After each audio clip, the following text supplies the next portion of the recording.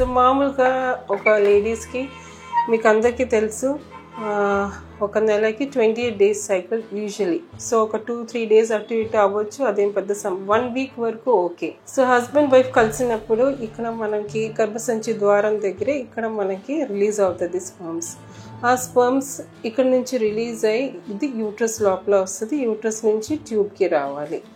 So మామూలుగా ఐయుఐలో ఏం జరుగుతుందంటే ఒక స్టెప్ ముందు లైక్ ఇక్కడ రిలీజ్ అయ్యే స్పర్మ్స్ మనకి ఒక కెథీటర్ ద్వారా, ఇది కెథీటర్, ఐయుఐ కెథీటర్, దానిలో మంచిగా కదిలే స్పర్మ్ సెలెక్ట్ చేసి ఇక్కడ మనం రిలీజ్ చేస్తాం.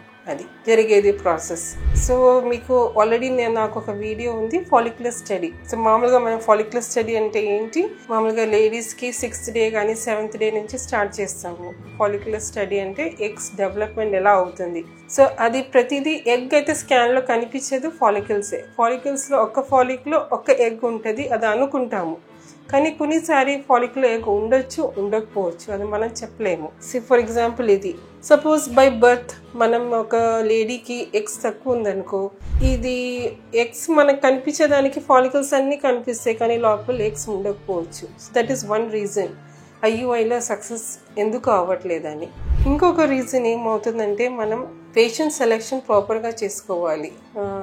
లైక్ లేడీస్కి ఓవేరియన్ రిజర్వ్ బాగుండాలి. ఓవేరియన్ రిజర్వ్ బాగుంటే మనం ఏమవుతుందంటే మనకి మంచి ఎగ్స్ సెలెక్ట్ చేయొచ్చు. ఓవేరియన్ రిజర్వ్ తక్కువ ఉంటే మంచి ఎగ్స్ మనం సెలెక్ట్ చేయలేము.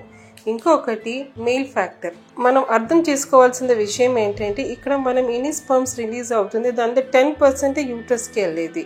ఆ 10% నుంచి ఇంకొక 10% ఇక్కడ వస్తుంది. So that means at the end of the day suppose 10% 10 million count ఉంది, 1% ఇక్కడ రీచ్ అయ్యేది. సో కౌంట్ బాగుండాలి, కదిలే స్పర్మ్స్ కూడా బాగుండాలి. సో అది మినిమం 40% ఉంటే మనకి సక్సెస్ రేట్ ఉంటుంది. అండ్ వరల్డ్ వైడ్ ప్రపంచం అన్నిట్లో మనం చూస్తే success rate is never more than 20% in the best of cases.